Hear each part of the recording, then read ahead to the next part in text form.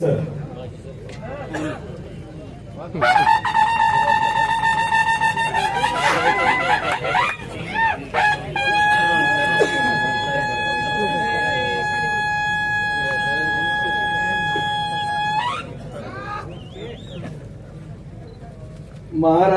लाडके नेते राष्ट्रवादी काँग्रेस शरदचंद्रजी पवार पक्षाचे प्रांताध्यक्ष आदरणीय जयंतराव पाटील साहेब, सोलापूर जिल्ह्याचे आदराचं स्थान असलेले आपल्या सगळ्यांचे लाडके नेते विजयसिंह मोहिते पाटील साहेब,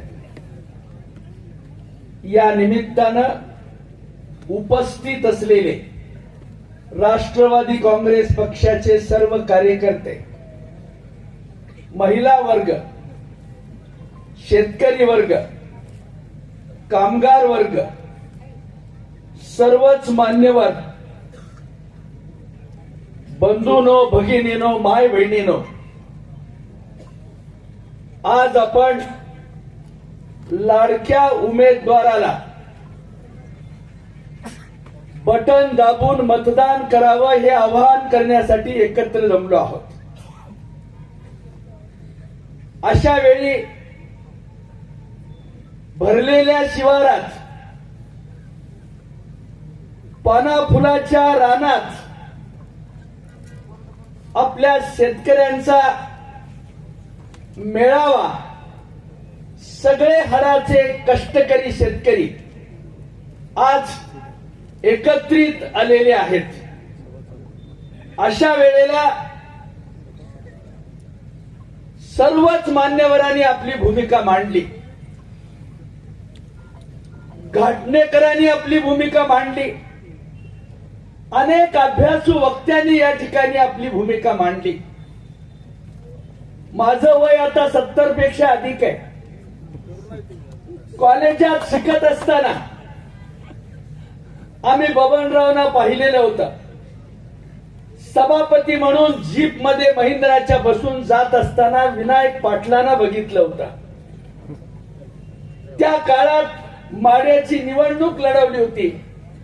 आशीर्वादानं सगळीकडे तालुक्यात मागं पडलो होतो, पण चाणाक्ष माडेकरांनी मला त्या काळात 3000चं मतदान अधिक पद्धतीनं देण्याचा बहुमान माझा केला होता. असे अनेक उपकार असताना आम्ही बबनरावांना पाहिलेला. बिचारा कष्टाळू आहे.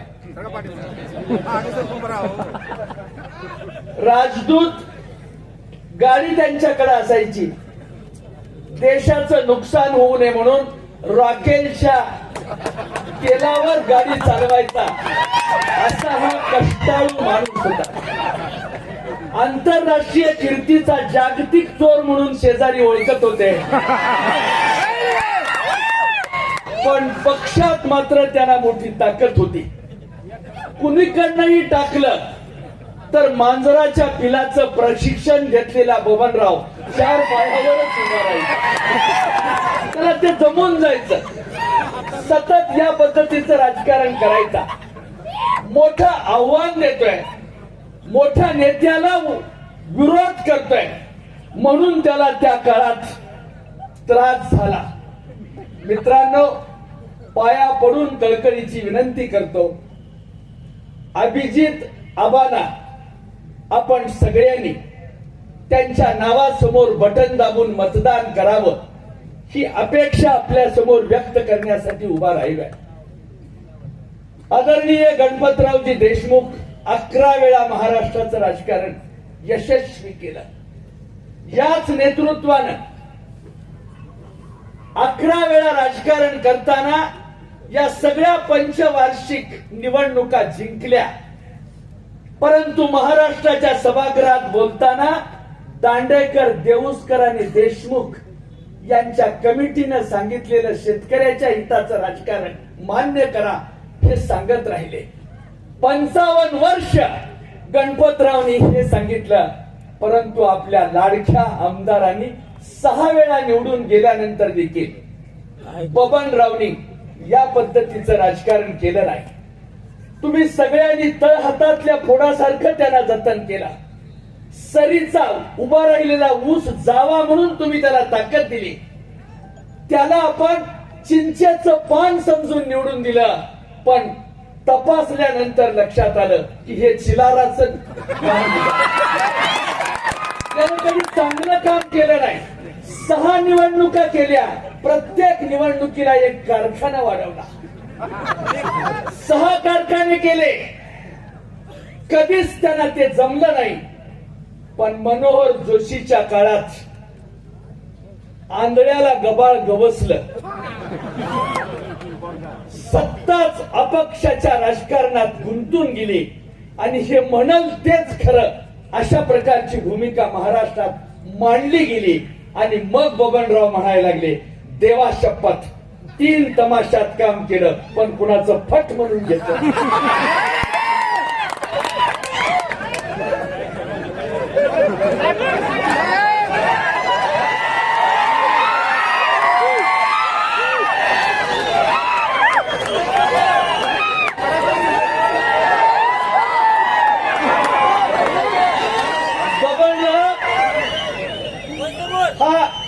भिजलेल्या हरभऱ्यासारखा वागत होता.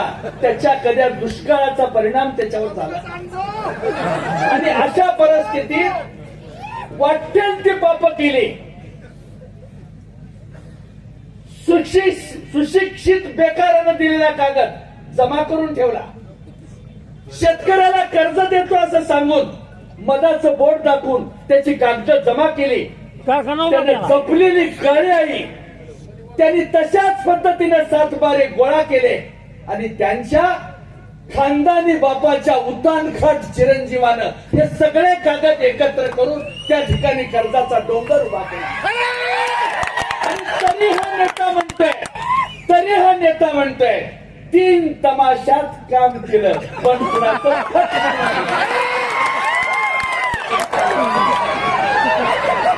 या पद्धतीचं पाप करणाऱ्या माणसाला परमेश्वरानं आता कार्यालय खाली आणलेला. जर बंद पडलेला विठ्ठल सारखा कारखाना सुरू करतोय, चोराखळी सारखा कारखाना सुरू करतोय, सांगोल्यासारखा कारखाना सुरू करतोय, सलाईनवर असलेला पेशंट दुरुस्त करणारा डॉक्टर देगाव नावाच्या खेड्यात जन्माला आलाय आणि तो लोक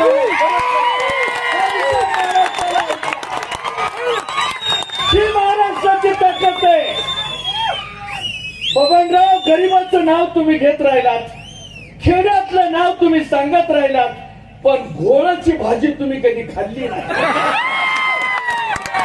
तर वेळ आली, संधी मिळाली आणि तरुण पोरं जिल्हा परिषदेत राजकारणात आली तर तुमच्यासारख्या माणसाला गोळून गोळून घोळाची भाजी तुमच्या तोंडात कशी आता ठरवलेलं आहे. तुम्ही वाटचाल ते केलं तरी होत नाही. तुम्ही वाटचाल ते करून आता नादाला लावलं तरी चालत नाही. एकानं वावडीचा पाय हातात घ्यायचा, त्याला संजय मामा म्हणतात, आणि दुसऱ्या बबन दादानं वावडीचा पाय हातात घ्यायचा, त्याला बबन दादा म्हणतात.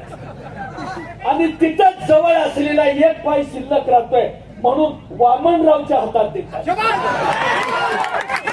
एक सज्जन माणूस त्याला बाद केला. या सगळ्या परिस्थितीमध्ये जवळ आल्यावर पैसे मोजायला अडचण होईल म्हणून घाटणे पाटलाला दूर ठेवला.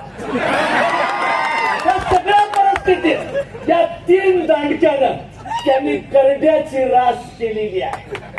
मानाजवळ चावलेलं घुस बाजूला ठेवलेला आहे आणि वाटेल तशा पद्धतीनं गरिबांच्या रक्तावर रंगपंचमी साजरी करणारा हरामखोराचा बादशाह बबन शिंदे.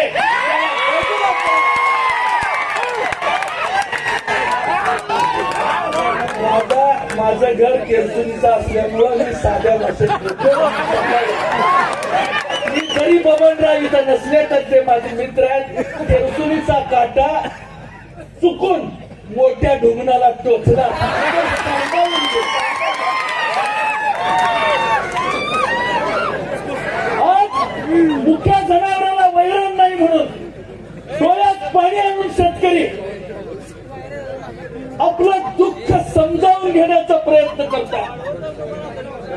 आईच्या भूकंपात काकाला लेकरू देऊन थांबले.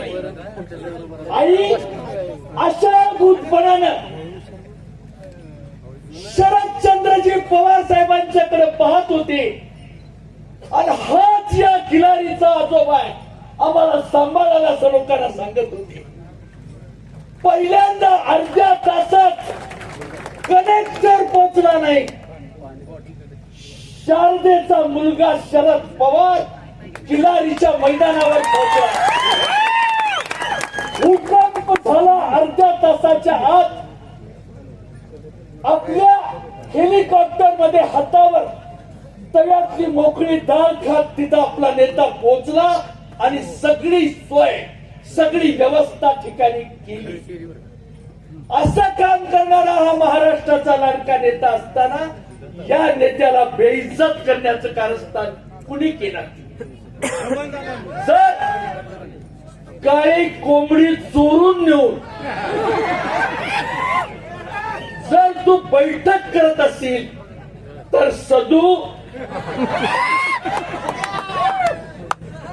आमच्याकडे आम्ही निवडणुकीसाठी फिरतोय परंतु रस्त्यावर जाताना भाद्रपदाची कुत्री आम्हाला भेटतात. त्याच्या नादाने तू बिघडला असेल किंवा तुझा जन्म तरी भाद्रपदातला असेल त्यामुळे तू या पद्धतीने वागतोय. यासाठी मी तुम्हाला हात जोडून विनंती करतो. अनेक प्रवाह आहेत, अनेक पद्धती आहेत. अशा परिस्थितीत स्वामीनिष्ठेचं राजकारण करीत अत्यंत सावधपणाने या सगळ्याला तोंड देत महाराष्ट्राचा सात्विक नेता शेतकरी दिंडीत सामील होऊन शेतकऱ्यांची प्रश्न मांडणारा राजाराम बापूचा सुपुत्र यांच्या हातात आता सूत्र आलेली आहेत. एक उत्तम असं काम करणारा नेता आपल्या समोर आलेला आहे आणि स्वामीनिष्ठेचं राजकारण करताना पवार साहेबांना सगळ्या पद्धतीची साथ देण्याचं काम आमच्या नेतृत्वानं केलेलं आहे. आमच्या जयंतराव पाटील साहेबांनी केलेला आहे. महाराष्ट्राच्या विधानसभेमध्ये 6 फूट उंचीचा तरुण पोरगा उभा राहिला आणि या सगळ्याला तोंड देत राहिला तर इंग्रजीतून हिंदीतून मराठीतून कुणाला कोणतं औषध पाहिजे ते देत सगळ्याची तोंड बंद करणारा एकमेव महाराष्ट्राच्या काँग्रेसचा आपल्या राष्ट्रवादी काँग्रेसचा नेता उभा राहिला की यांची तोंड बंद व्हायची. एवढं चातुर्य या नेतृत्वाकडे आहे. आपण सगळेजण मिळून साथ देऊया. नियोजन असलेला नेता आपण सगळ्यांनी मिळून महाराष्ट्राच्या राजकारणात एकरूप होऊया. सर्वच माणसाला संधी देणारं राजकारण या निमित्तानं आपण करूया. अशा परिस्थितीत मोहनराव पाटलांच्या सावलीत देगावच्या मातीत तयार झालेलं पोरग जर महाराष्ट्राच्या राजकारणामध्ये काम करत असेल तर आपण सगळ्यांनी त्यांना साथ दिली पाहिजे अशी माझी अपेक्षा आहे.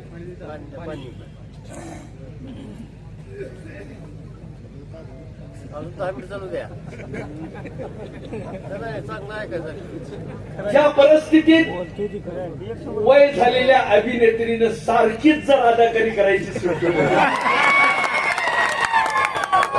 तर मधून पाणी प्यावं मित्रांनो, गौतमी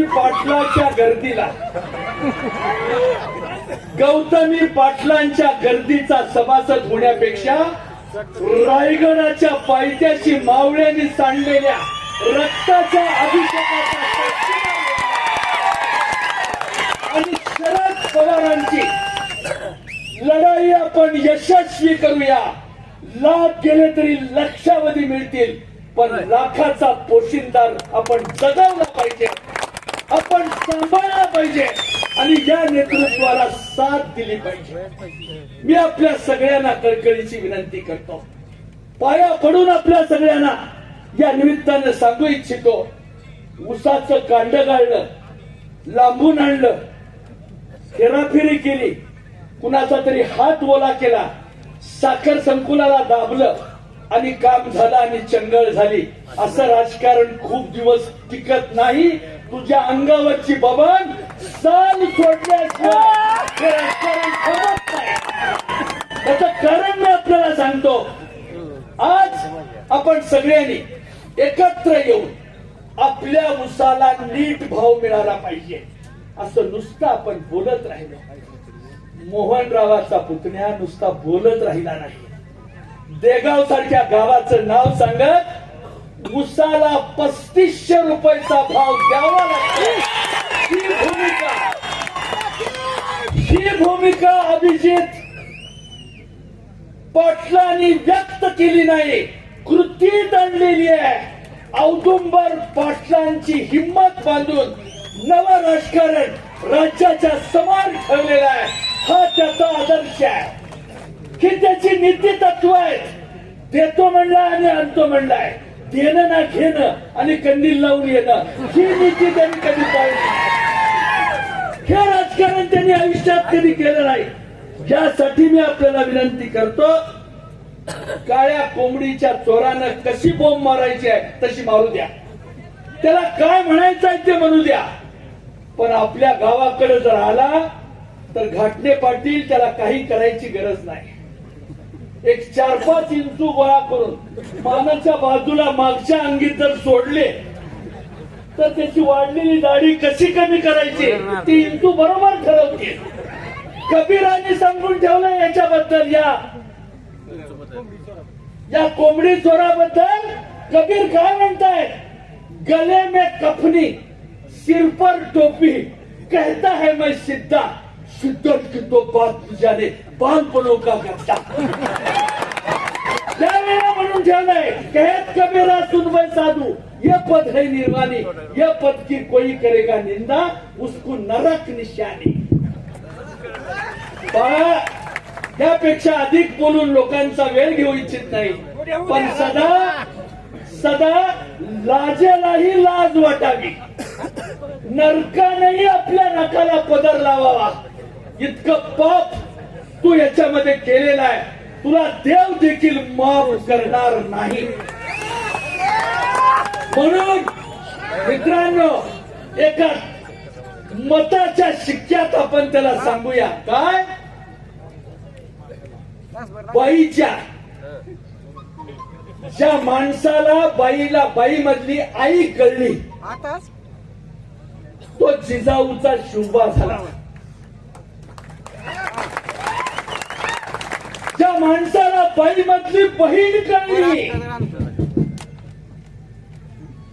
ज्या माणसाला बाई मधली बहीण कळली तो मुक्ताईचा ज्ञानदेव झाला. ज्याला बाई मधली प्रेयसी कळली, ज्याला बाई मधली पत्नी कळली तो सीतेचा राम झाला. ज्याला बाई मधली प्रेयसी कळली तो बाई मधल्या श्याम कळला. त्याच पद्धतीनं देशाचं राजकारण करताना आपण सगळेजण माऊलीला पूज्य मानून, आईला सार्थक मानून, देवता मानून महाराष्ट्राच्या राजकारणात काळ्या आईला पूज्य मानून आपण सगळेजण काम करूया. अशा प्रकारची विनंती या निमित्ताने मी आपल्याला करतो. मित्रांनो, जवळजवळ 3 तास झाला आपण या ठिकाणी बसला. भाजलेला आगटीतला हुरडा समोर येतोय या नादानं बसला असता तर कळा मोडल्या असत्या, सहन केल्या असत्या. पण केवळ आपल्या नेतृत्वाचे 4 शब्द ऐकावेत. पवार साहेबांनी सुरू केलेला हा नवीन यज्ञ नीट मांडावा या हेतून तुम्ही सगळेजण आलात. अशा वेळेला वारस आम्ही गांधी नेहरूंचे, राज्य करू विचारांचे, नको राज्य लाचारांचे, पायी आम्ही महाराष्ट्राचे हा सांगायला सांगलीच्या गणपतीचा निरोप घेऊन जयंतराव आलेले आहेत. आपण त्यांचं स्वागत करूया. आपण सगळेजण त्यांना आयुष्य मागूया, त्यांना जिद्दीची, चांगुलपणाची ही सगळी भूमिका नीटपणाने समजावून सांगूया अशा प्रकारची अपेक्षा व्यक्त करतो. मित्रांनो, शेजारचं जरी माऊली काकला बाळ घेऊन गावात आली, सासरवाशी नसेल, लेक असेल, गावात आले की गाव सगळं तिचं स्वागत करत. मला सांगा, माड्यासारख्या दुष्काळी भागात आलेली वडाच्या झाडाला फेरा घालून येशीतून आत आलेली लेक, तिथल्या पांडुरंगाचं दर्शन घेऊन आत आलेली लेक, ज्योती कुलकर्णी म्हणून घामावर दबदबलेल्या खांबा त्या कपाळावरचे घाम पुसत आली. तिनं आपला बाप कुणाला विचारायचा, जरा नीटपणानं आपण सगळ्यांनी काळजी घ्या. नीटपणानं या सगळ्या गोष्टीचं भान ठेवा. कोणत्या माणसानं, कोणत्या दरोडेखोरानं या माऊलीच्या कपाळावरचं कुंकू उद्ध्वस्त केलं, त्याचा जाब पोलिंग बूथ मध्ये गेल्यावर मताच्या शिक्क्यानं त्याला नेस्तनाबूत करा, अशा प्रकारची अपेक्षा या निमित्तानं व्यक्त करतो. आपण सगळेजण या ठिकाणी जमलात, माझं शांतपणानं आपण ऐकून घेतलं. फक्त 2 घोषणा द्यायची आहेत. आम्ही आली रे आली म्हणतो, तुम्ही तुतारी आली म्हणा.